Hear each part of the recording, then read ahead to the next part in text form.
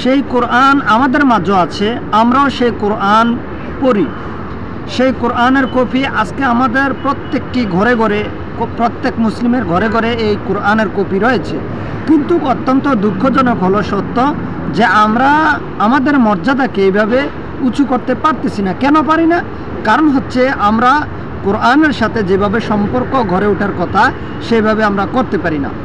কোরআন আমরা শুধুমাত্র কোরআন দেখে দেখে কিংবা মুখস্থ করে একটু পড়ি, সেই পড়ার মধ্যে আবার আমরা দেখি যে যারা সলাতের মধ্যে কোরআন পাঠ করেন কিংবা তারাবির মধ্যে, তাহাজ্জুদের মধ্যে কোরআন পাঠ করেন, কতটা দ্রুত গতিতে তারা কোরআন তেলাওয়াত করেন আমরা সেটা আমাদের নিজ চোখে দেখতে পাচ্ছি। সম্মানিত দিনী ভাইরা, তাহলে কোরআন আমরা যেভাবে মূল্যায়ন করা প্রয়োজন সেভাবে আমরা কোরআনকে মূল্যায়ন করতে পারি না।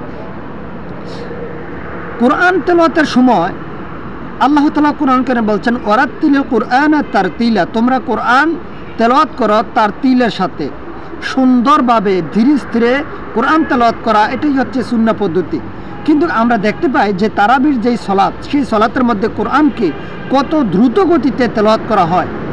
সম্মানিত দিনী ভাইরা, এভাবে করে আজকে আমরা কোরআন থেকে কোরআন তেলাওয়াত করেও কোরআন তেলাওয়াতের যে সওয়াব ছিল সেই সওয়াব আমরা পাচ্ছি না, কিংবা কোরআন শ্রবণ করার যে সওয়াব সেই সওয়াব আমরা পাচ্ছি না। এছাড়া কোরআনকে শুধুমাত্র তেলাওয়াতের জন্য কোরআন অবতীর্ণ হয়নি। আল্লাহ বলছেন হুদাল লিন্নাস, এই কোরআন হচ্ছে তামাম বিশ্বের মানুষের জন্য হেদায়েত স্বরূপ। তাহলে আমরা কেন হেদায়েত পাচ্ছি না? কারণ হচ্ছে এই কোরআনকে আমরা শুধু তেলাওয়াতের মধ্যেই সীমাবদ্ধ রেখেছি, অথচ এই কোরআনকে জানতে হবে। আল্লাহ তাআলা কোরআন কারীম বলছেন, আফালা ইয়াতাদাব্বারুনাল কোরআন, তারা কি কোরআন নিয়ে গবেষণা করে না, নাকি তাদের অন্তরগুলি তালাবদ্ধ হয়ে গিয়েছে? আমরা এই কোরআনকে পড়ি না, কোরআন বোঝার চেষ্টা করি না, কোরআন আমাদেরকে কি দিক নির্দেশনা দিচ্ছে সেটা আমরা একবার বোঝার চেষ্টা করি না। কোরআনের যেই ব্যাখ্যা, কোরআনের ব্যাখ্যা হচ্ছেন মুহাম্মদ রাসূলুল্লাহ সাল্লাল্লাহু আলাইহি সাল্লাম।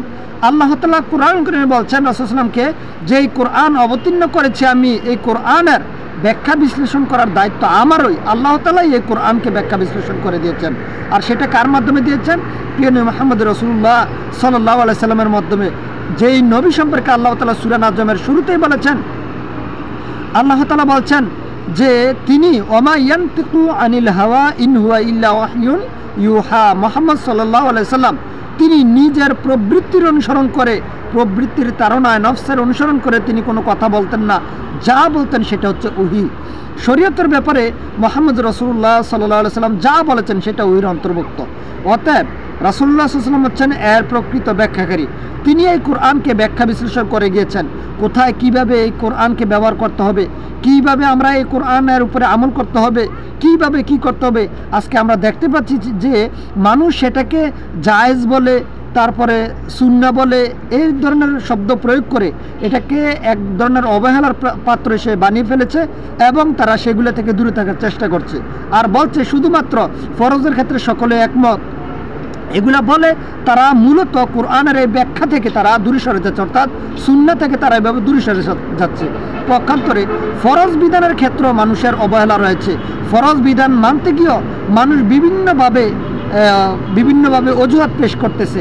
আপনি দেখবেন একজন মানুষ সলাত আদায় করে না, সেই সলাত আদায় না করার জন্য কাফারা আদায় করতেছে, অথচ